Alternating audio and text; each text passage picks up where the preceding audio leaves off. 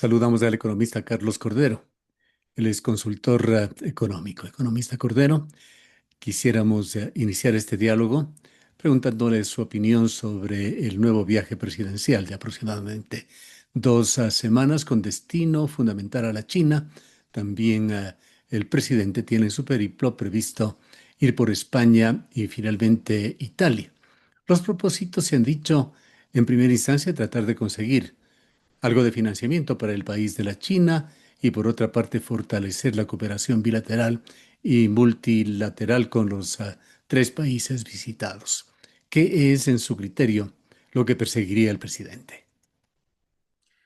Gracias, gracias por la entrevista. Bueno, efectivamente yo creo que la situación que tiene el país amerita cualquier tipo de gestión a nivel internacional, como para los dos motivos que se han señalado como objetivo de la gira, que es primero conseguir un financiamiento y segundo ver cómo se logra atraer inversión extranjera, que son un poco los dos grandes problemas que tiene este rato el país. Primero, todos sabemos que existe un gran déficit fiscal, una carencia de recursos fiscales, y que por lo tanto la única forma es salir con créditos. Y la segunda es que la reactivación económica se tiene que dar o se daría única y exclusivamente a través de la inversión privada. Entonces, dentro de este marco se entiende el viaje del presidente Noboa tanto a China como a algunos países de Europa.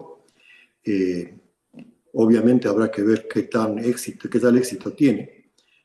Se ve algo complicado el tema del endeudamiento, porque el país tiene una capacidad de endeudamiento muy limitada, muy restringida, y por lo tanto las posibilidades de endeudamiento son más limitadas o en condiciones que pueden a la larga no ser tan beneficiosas. Habrá que ver qué logra en ese campo.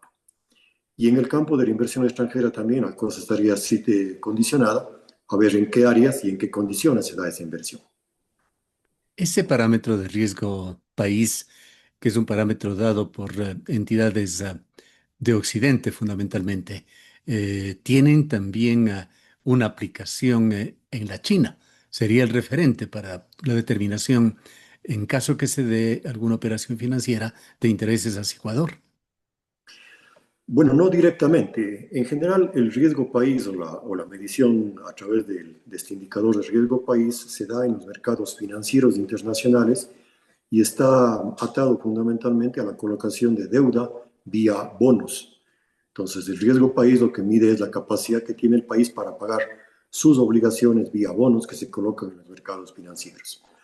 En este caso, la gestión con China no es tanto una deuda vía bonos, sino lo que se conoce como el nombre de créditos bilaterales, de gobierno a gobierno o de país a país sin pasar por los instrumentos financieros. Y por lo tanto, el riesgo país no incide directamente en estas decisiones.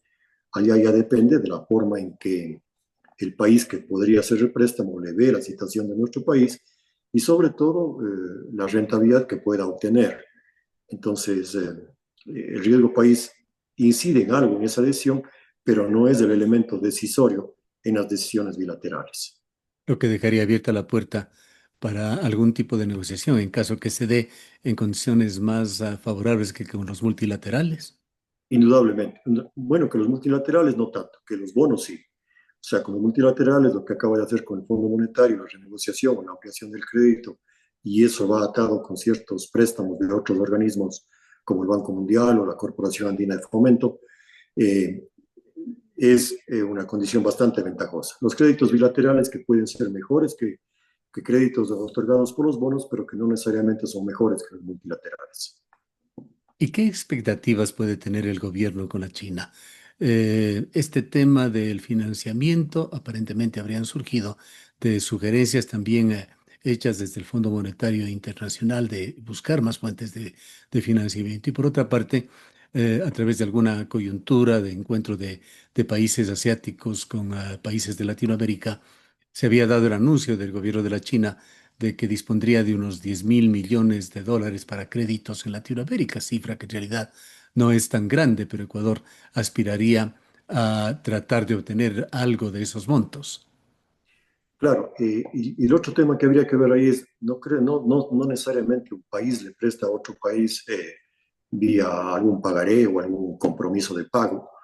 Las experiencias que tenemos en el caso de China, hay un grupo de créditos que vienen atados a cierto tipo de inversiones, ¿sí? Es decir, hacen inversiones en obras de infraestructura y el crédito para esas obras sale del gobierno chino. O la otra forma que se hizo, que se utilizó bastante, fue el crédito a través de la preventa petrolera. Entonces, yo creo que si es que va por en el tema China, lo favorable para el Ecuador tendría que ser cualquier tipo de crédito que esté atado a alguna obra de infraestructura. Ahí obviamente pasa por la calidad, por la seriedad de la empresa constructora, pero un crédito abierto, libre, que un país le dice yo te presto tanto para que utilices libremente en lo que necesites, eso no existe. Entonces, los créditos o estarán atados a algún tipo de preventa petrolera o estarán atados a algún tipo de inversión que la construcción, digamos así, la harían empresas chinas de acá. Ahora, como país, la experiencia, ¿qué nos dice de este tipo de acuerdos con la China, que fueron muy profusos, fueron varios durante el gobierno de Rafael Correa? La experiencia no ha sido muy positiva en ese sentido. O sea, en el caso de los créditos de la preventa petrolera, que al comienzo estuvieron rodeados de un manto de oscuridad, digamos así, de protección que no sabía exactamente las condiciones, pero resultaron ser unos créditos bastante onerosos, porque no solamente es que se hacía una venta anticipada, sino que se pagaba un cierto interés. Entonces, el Ecuador se vio limitado a vender el petróleo a los precios internacionales que podían ser más provechosos, porque se ató ese crédito para venta anticipada de petróleo. Entonces, por ese lado, no nos fue tan bien, digamos así, desde el punto de vista de la rentabilidad que tuvo el país. Y en el caso de las inversiones que se han hecho con préstamos chinos, bueno, ahí hemos tenido casos de distinta naturaleza, pero han sido obras en algunos casos costosas y en otros casos de dudosa calidad, como por ejemplo el de caso de la central Coca-Cola. Ahora, mirando desde el punto de vista de Ecuador, ¿cuáles son las necesidades financieras del país? ¿Cómo se perfila el déficit fiscal para este año? Bueno, las proyecciones que se tienen de déficit fiscal son más o menos graves, digamos así, o son alarmantes y sobre todo las necesidades de financiamiento son crecientes para este año 25 y sobre todo para el año 26 cuando tengamos que empezar a cancelar algunas amortizaciones de deuda externa. Entonces, las necesidades de financiamiento este año deben estar bordeando los 10.000 millones de financiamiento se necesita, se dice, pero capital o plata líquida podría estar hasta alrededor de los 5.000, 6.000 millones. ¿Cuál es la diferencia? La diferencia está en que se puede financiar, o se requiere 10.000, pero parte de ese financiamiento es para pagar amortización de la deuda. Entonces ahí a veces no es que se requiere dinero contante y sonante, sino que se hace es renegociar el pago o sustituir los bonos que vencen con nuevos bonos. Pero liquidez, digamos así, debemos estar necesitando alrededor mínimo de 5 a 6 mil millones para este año. Ahora, el escenario geopolítico ha cambiado en los últimos meses, particularmente en estas últimas semanas y días, incluso con el ataque norteamericano a Irán. ¿Qué efectos trae esto y puede traer a futuro para nuestro país? Bueno, según lo que se lee a nivel internacional, todos estos conflictos bélicos son parte, digamos así, de una reorganización, de un cambio en la geopolítica internacional y de posiblemente nuevas alineaciones, la formación de nuevos grupos o los grupos actuales con nuevos aliados económicamente.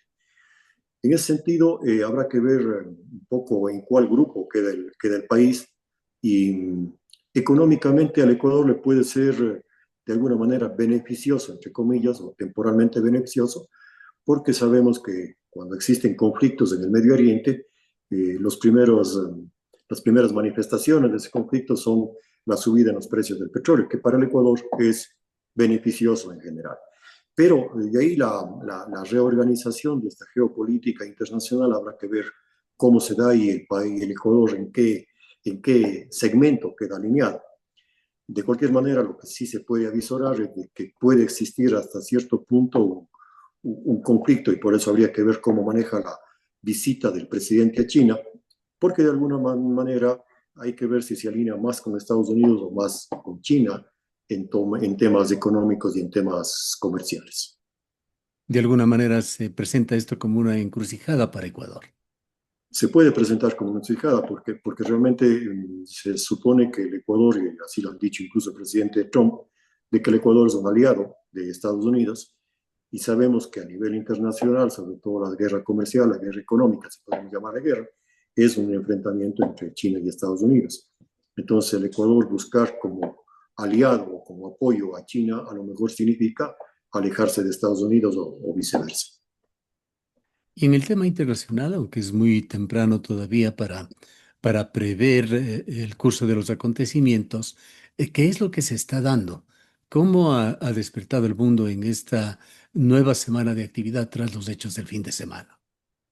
Bueno, hay dos cosas que pueden, de lo que no soy experto, pero un poco de lo que se lee o lo que se ve a nivel internacional, es que el ataque de Estados Unidos a Irán de alguna manera ha planteado una suerte de ratificar ese poderío militar que tiene Estados Unidos y que por lo tanto es una llamada de atención para que quien quiera atentar contra esa estabilidad. Y eso es beneficioso, le puede dar una cierta respaldo a Estados Unidos en cuanto se refiere a ese manejo geopolítico. Pero económicamente la incertidumbre está, más la incertidumbre que creó con la guerra arancelaria del presidente Trump, todavía está presente en la economía estadounidense. No podemos decir que la economía estadounidense está reflotando o está mejorando en sus condiciones, y una muestra de ello es lo que acaba de pasar hace pocos días, que el presidente del Banco Central o de la Reserva Federal de Estados Unidos, a pesar de no los pedidos, la exigencia que tenía el presidente Trump de que bajen la tasa de interés, el sistema federal de reserva decidió no bajar las tasas de interés porque cree que todavía la economía norteamericana no está en una etapa de recuperación y que todavía hay riesgos de un proceso inflacionario. ¿Cómo se podría describir el momento en el que ha llegado toda esta nueva situación para Ecuador desde el punto de vista económico? ¿Cómo se encuentra Ecuador? Han habido diversas previsiones sobre el crecimiento en este 2025 de la economía nacional. El Banco Central tuvo algún reporte muy positivo para el último trimestre que había medido, pero ¿cómo se encuentran las finanzas nacionales y la posición de Ecuador para enfrentar el momento? Yo creo que todavía el Ecuador no está en una situación económica que podríamos decir que tiene una clara ruta para un despegue económico. Efectivamente, hace unos días el gerente del Banco Central, en un anuncio que yo le considero un tanto adelantado, fuera del tiempo, porque anticipó cuáles van a ser los resultados de las estadísticas de las cuentas nacionales trimestrales que deberían oficialmente publicarse dentro de 15 días. Él dijo que el primer trimestre hay una recuperación del 3%. Sin embargo, lo que sí se ha dicho es de que esa recuperación era prevista porque es simplemente el efecto rebote de la economía. Después de que caímos un 2%, viene el rebote, viene a recuperarse lo que se dejó de producir, y puede haber un crecimiento ahí de un 3, de un 2,5. El problema está en que si ese crecimiento se sostiene en el tiempo o si volvemos al tema anterior, hemos recuperado el nivel anterior, pero no hay nuevas fuerzas que nos digan de ese nivel anterior seguimos creciendo o si nos mantenemos en ese nivel. Y hasta el momento creo yo que no existen indicadores, no existen elementos, no existen señales de que realmente el Ecuador va a entrar en una recuperación económica. Es decir, luego de retomar o de rehacer lo que veníamos haciendo, ¿qué hay de nuevo para seguir creciendo? Eso todavía no está claro. Entonces, no le veo yo que la economía ecuatoriana esté en una situación clara de recuperación o de crecimiento económico, sino todavía estamos ahí en una suerte de estancamiento, que después de la caída recuperamos lo que hemos perdido, pero no hay un impulso adicional para superar ese nivel que nos teníamos antes. Allá de la serie de proyectos de ley que ha enviado el gobierno al Ejecutivo, Se habla de que hay más reformas que se vienen, que aquellas medidas económicas que ha tomado el régimen tendría un efecto en un 0,5% de correctivos en cuanto al PIB, pero que se requiere más. ¿Qué expectativas se ha generado en el ambiente de la economía, entre los expertos, entre lo que se publica en ediciones especializadas sobre economía ecuatoriana, en cuanto a las características de esa reforma tributaria, que es parte también de los acuerdos con el Fondo Monetario Internacional y que, lo ha dicho la propia ministra de Economía, lo está estudiando el gobierno? Bueno, dos cosas. Primero, en el tema de materia económica a través de las leyes urgentes. O sea, lo que hemos podido ver es de que si bien el texto, a la final ya van a ser tres, digamos son tres los proyectos de ley que ha enviado, el uno está aprobado, el otro está por aprobarse y el tercero comienza el estudio. Personalmente creo yo que son más proyectos que tienen otra intención que una intención de urgencia económica. Basta ver que en el que se está en este momento discutiendo en la Asamblea, en el que entró como urgencia económica porque se pretendía reformar un tema de compras públicas que puede ser necesario para el manejo del gobierno, pero que en el fondo vemos que lo que se está tratando son una serie de reformas incluso al Código Penal. Entonces, aparentemente lo que se está dando es bajo el esquema de una ley de carácter económico urgente, se están tratando otros temas. O sea, se aprovecha esa característica, la Asamblea acepta a trámite calificándolo de económico urgente, pero en el fondo lo que se tratan son proyectos de otra naturaleza. Entonces, siendo así, no creo yo que este momento haya habido alguna reforma económica a través de estas leyes, una reforma económica importante como para que el Ecuador pueda seguir adelante o como para que el Ecuador pueda despegar. Eso en cuanto a las leyes urgentes. En cuanto a la reforma tributaria, hemos conversado ya algunas veces y eso muestra de que no se avanza, digamos, no se dan pasos en este sentido. Es de que efectivamente hay un compromiso con el Fondo Monetario, no solamente hay un compromiso, vemos que hay la necesidad de que el país emprenda con una reforma tributaria para sincerar tributos, para mejorar recaudación, etcétera, pero hasta el momento no existe ningún proyecto de ley, ninguna propuesta que podamos discutir sobre ese tema.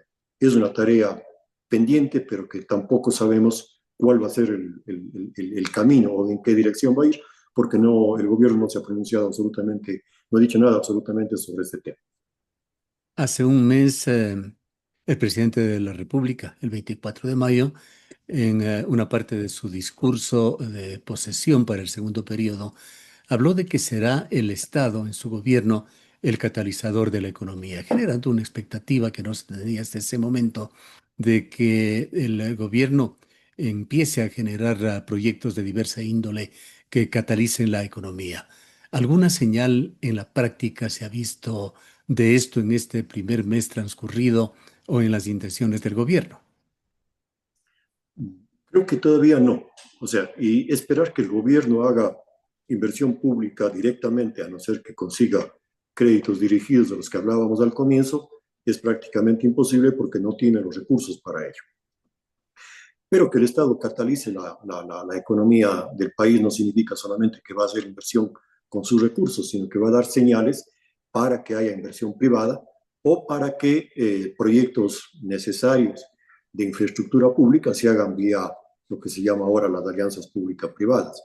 Y en este momento, más allá de un proyecto de energía que se acaba de firmar a largo plazo, ¿no? Un proyecto muy importante, aparte de ese proyecto en una alianza público-privada, no hemos tenido ninguna otra señal clara que nos pueda justamente dar señales o indicaciones de que la economía tiene un rumbo, tiene un plan, tiene un camino que es el que se va a seguir en los próximos años. ¿Y qué alternativas existen? ¿Cuáles podrían ser caminos para una recuperación económica del país?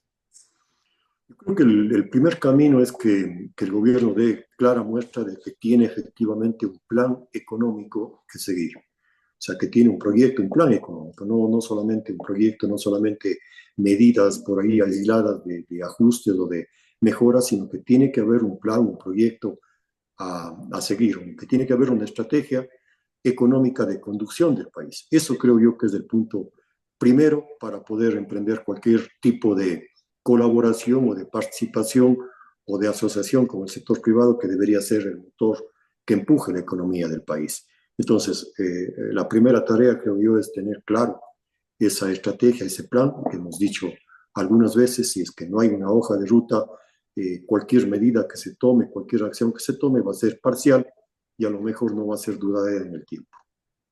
Finalmente, economista Cordero, ¿cómo está el gobierno cumpliendo con sus obligaciones? Por una parte, con servicios de la enorme deuda pública, con los proveedores del Estado, con los gobiernos autónomos descentralizados. Ahí el tema está complicado respecto a las finanzas públicas. Decíamos, el Ecuador tiene poquísimos ingresos frente a un gasto público bastante elevado y bastante rígido.